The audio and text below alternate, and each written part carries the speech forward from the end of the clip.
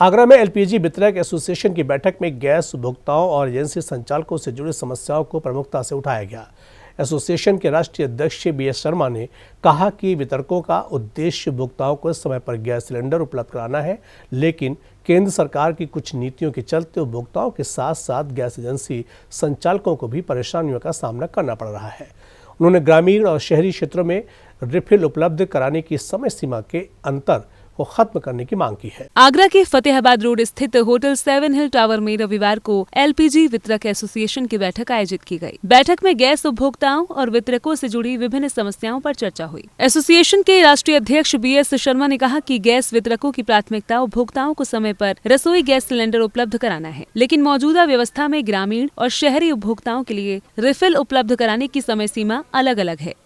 Basically जो आज की प्रेस कॉन्फ्रेंस है वो यूपी और आगरा के आसपास के डिस्ट्रीब्यूटरों की जो समस्याएं पूरे देश में एक समान समस्याएं हैं, उसका मुख्य कारण है संवाद की कमी और जो नादरशाही फरमान है, जो सरकार का कंपनियों का जो रवैया है, उसको अब वो बर्दाश्त से बाहर होते जा रहा है। एक तरफा पॉलिसियाँ बनती हैं और जितनी पॉलिसियाँ बन रही हैं और वो पूरी देश के और कंज्यूमर के हित में ना होके उस कॉरपोरेट घरानों को फ़ायदा पहुंचाने के लिए जैसे बीएसएनएल का भोग डाल दिया गया।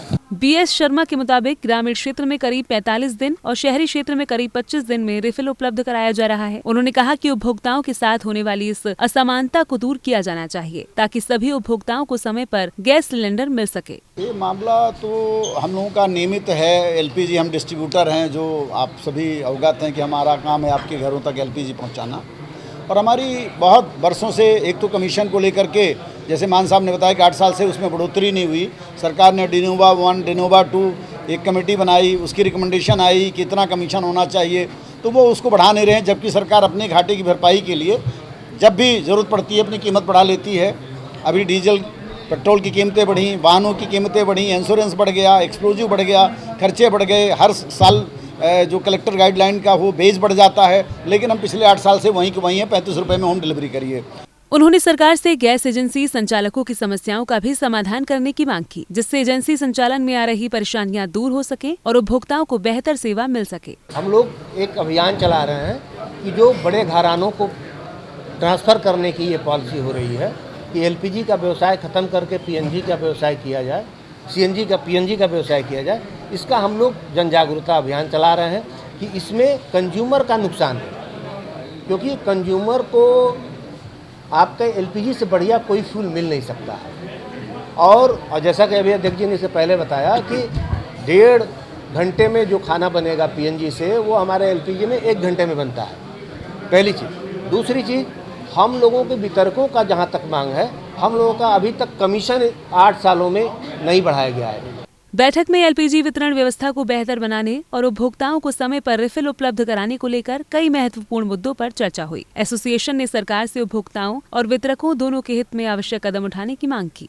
मैं इस मामले में यही कि जो भी है, हम लोगों की मांग यही है कि एक तो कमीशन में वृद्धि की जाए और दूसरा जो है ये 25 और 45 दिन जो है एक सरी का 25 दिन होना चाहिए शहर और ग्रामीण में। दूसरा पीएनजी और जो एलपीजी में है वो भेदभाव नहीं होना चाहिए, ताकि उसका निजीकरण करके और एलपीजी व्यवसाय में संकट न जाए। जिस क्षेत्र से आप आते हैं वहाँ क्या स्थिति है?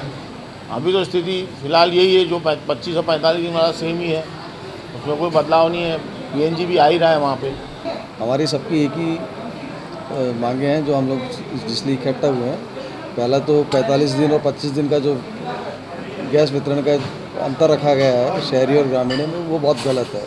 दूसरा, हमारी जो कमीशन की बहुत टाइम से डिमांड चल रही है उसके बारे में। तीसरा, केवाईसी को लेकर जो ग्राहकों को भी परेशान किया जा रहा है और वितरकों को भी उस पर काफ़ी दबाव बनाया जा रहा है। उस चीज़ को लेकर हम लोग प्रदर्शन करने के लिए आगे तैयार हैं।